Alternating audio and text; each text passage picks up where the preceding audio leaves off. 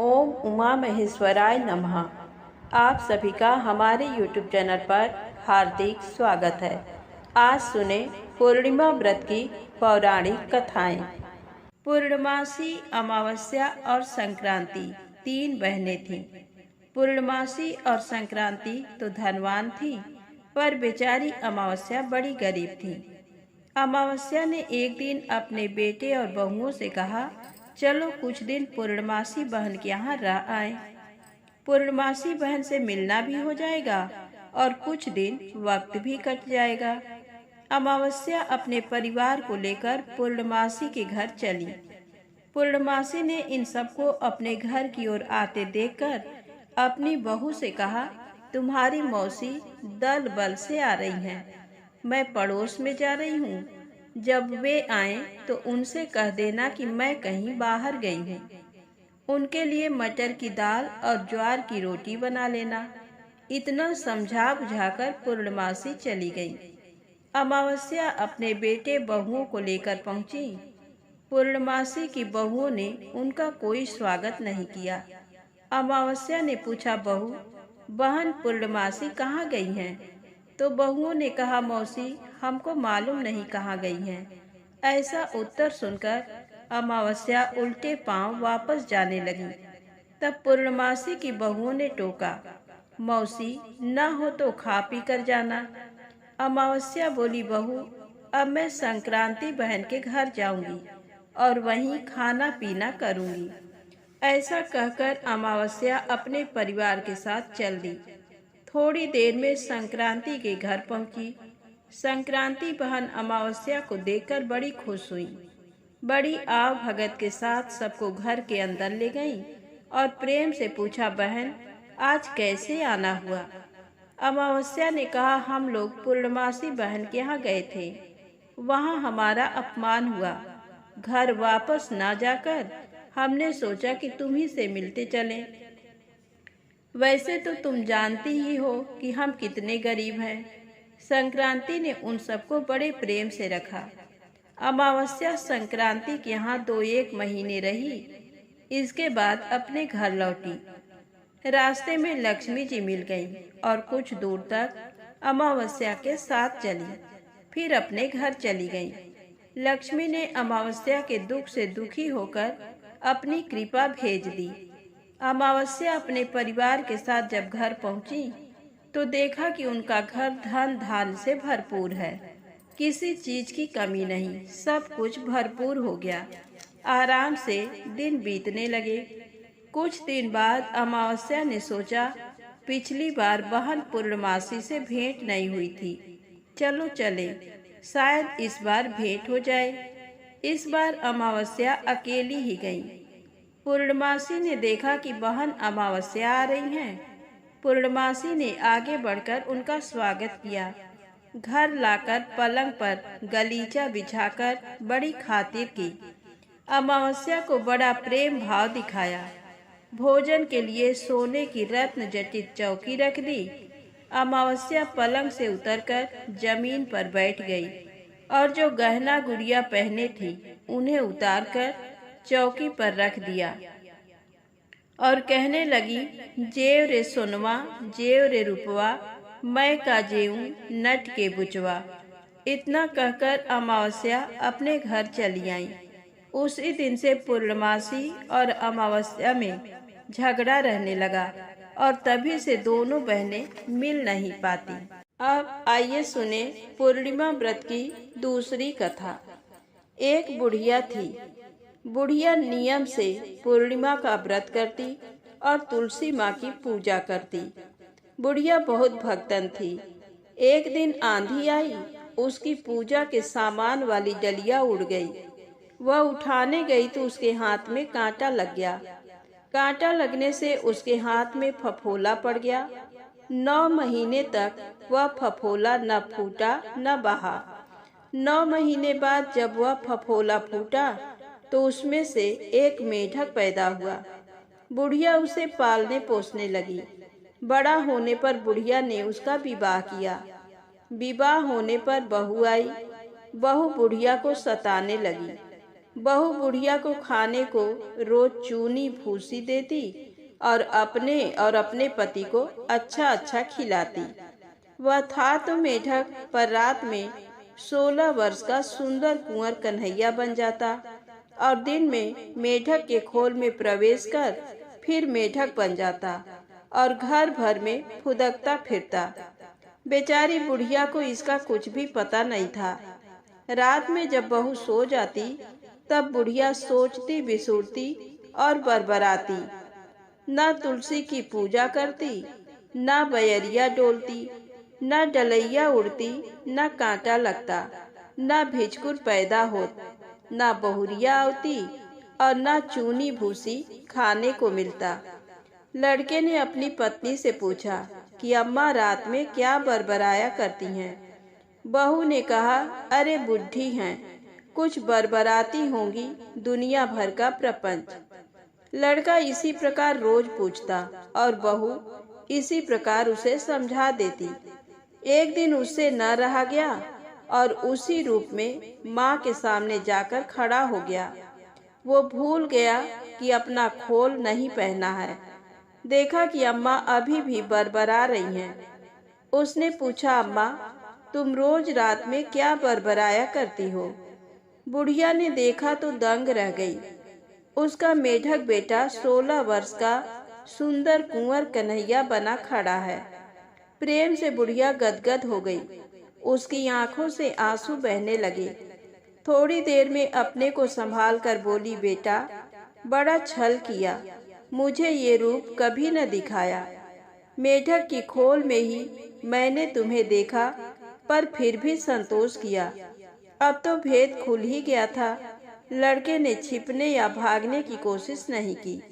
माँ को धीरज बंधाते हुए बोला, अम्मा हमारा तुम्हारा ऐसा ही भाग्य था, इसलिए मैं तुम्हारे लिए मेढक ही रहा। पर तुम बताओ कि तुम्हें क्या दुख है? तुम रोज रात में कुछ कहती रहती हो। माँ ने सारा किस्सा बताया। मैं तुलसी की पूजा करती थी। एक दिन जोर से हवा चली तो पूजा की सामग्री वाली डलिया उड़ गई। उसे उठाने गई तो हाथ में कांटा चुभ गया, हाथ में फफोला पड़ गया। 9 महीने के बाद उसमें से एक मेढक पैदा हुआ। उसको मैंने अपने बेटे की तरह पाला पोसा। बड़ा होने पर विवाह किया। जब से बहू घर आई मेरे दुख के दिन आ गए। उस दिन से मुझे खाने को चूनी भूसी मिलने लगी। तुलसी की पूजा का मुझे यही फल मिला। ये सुनकर लड़के को बड़ा दुख हुआ। उसको अपनी पत्नी पर बड़ा गुस्सा आया। गुस्से में उसने अपनी पत्नी को बहुत डांटा और मारा। दूसरे दिन से वह अपनी माँ को अपने साथ बिठाकर खिलाता, एक थाली अपनी परसवाता और उसके साथ ही दूसरी थाली अपनी माँ के लिए। अब वह अपनी माँ का बड़ा ख्याल रखता और किसी प्रकार का कष्ट नहीं होने देता। तुलसी माँ की कृपा से बुढ़िया को बिना पाप का लड़का मिला और सब प्रकार का सुख। तो प्रेम से बोले, तुलसी माता की जय हो। अब आइए सुने गणेश जी की पौराणिक कथा। एक राजा था। राजा अपना महल बनवा रहा था। जहाँ महल बन रहा था वहाँ एक बुढ़िया आई। बुढ़िया राजमिस्त्री से बोली, राज बेटा हमारे गणेश जी के लिए भी एक मढ़िया बना दे, तुम्हें बड़ा पुण्य होगा। राज बोला, माई हम तो राजा के चौकर हैं, जितनी देर मढ़िया बनाएंगे उतनी देर राजा के काम का हर्ज होगा, इसके लिए राजा हमें सजा देंगे। बुढ़िया उदास मन घर लौटी। रात को न जाने क्या हुआ कि राजा का महल नींव से चरमराकर गिर पड़ा। सवेरे राजा ने जो ये हाल देखा तो उसे बड़ा आश्चर्य हुआ। न बरखा न बूंदी, सारा महल अर्रा पड़ा। राजा ने सोचा, हो न हो जरूर इसमें कोई भेद है। उसने एक एक नौकर को और राज को बुलाया और पूछा, महल कैसे गिर गया? नौकर चाकर राज सभी सन, किसी के मुंह से बोल न फूटे। साहस बटोरकर उस राज ने हाथ जोड़कर कहा, महाराज, अपराध क्षमा हो। कल एक बुढ़िया आई थी। उसने मुझसे गणेश जी के लिए एक मढ़िया बनाने को कहा था, परंतु मैंने आपके डर से इनकार कर दिया। कौन जाने उसी ने शाप दे दिया हो। तुरंत बुढ़िया की खोज हुई। बुढ़िया आई। राजा ने पूछा, बुढ़िया, तूने हमें सरापा है, कोसा है, हमारा महल गिर गया। बुढ़िया बोली, अन्नदाता, शायद गणेश जी नाराज हो गए हों। मैंने राजमिस्त्री से गणेश जी के लिए एक मढ़िया बनाने को कहा था। इसने मढ़िया बनाने से इनकार कर दिया, इसीलिए आपका सारा महल गिर गया।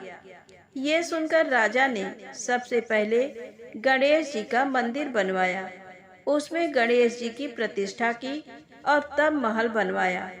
बुढ़िया बराबर नियम से मंदिर में आकर गणेश जी की पूजा करने लगी। गणेश जी उसकी लगन और भक्ति से बड़े प्रसन्न हुए। एक दिन गणेश जी बुढ़िया के सामने प्रकट हुए और बोले, तेरी सेवा टहल से मैं बहुत खुश हूँ, वर मांग। बुढ़िया बोली, भगवान, मैं तो कुछ जानती नहीं, घर में पूछा हूँ। बुढ़िया घर आई। उसने अपने बेटे से कहा, बेटा, गणेश जी मुझ पर प्रसन्न हुए हैं और वर देना चाहते हैं, बोल मैं क्या मांगूं।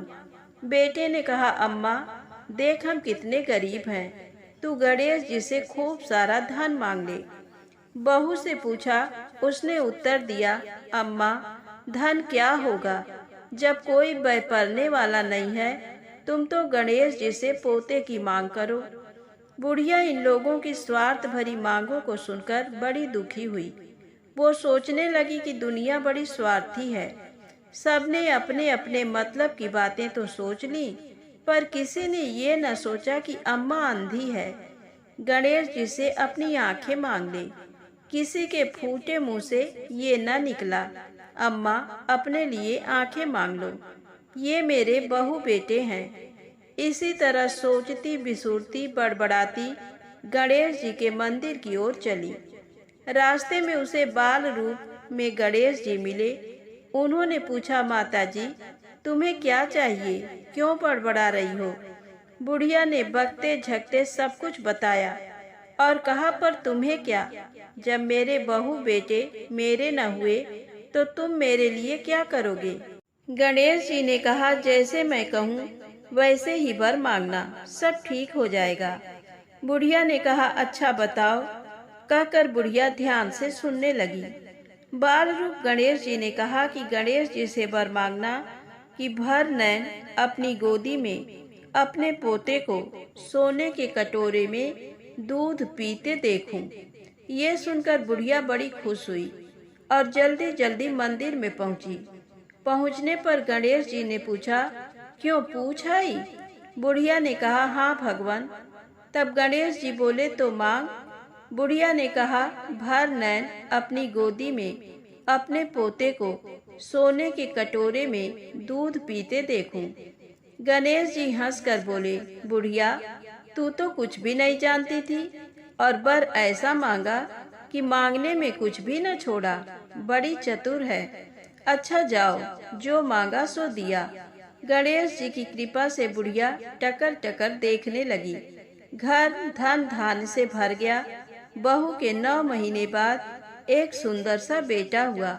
गणेश जी की कृपा से बुढ़िया ने सब सुख पाया और सभी सुख से रहने लगे। हे गणेश जी महाराज, जैसे बुढ़िया पर दया की वैसे सब पर करना, कहानी कहने वाले पर भी, कहानी सुनने वाले पर भी। प्रेम से बोले, गणेश जी महाराज की जय हो। दोस्तों, यदि आपको वीडियो पसंद आए तो प्लीज़ लाइक अवश्य करें, चैनल को सब्सक्राइब करें, ज़्यादा से ज़्यादा शेयर करें। जय माता दी, जय भोलेनाथ।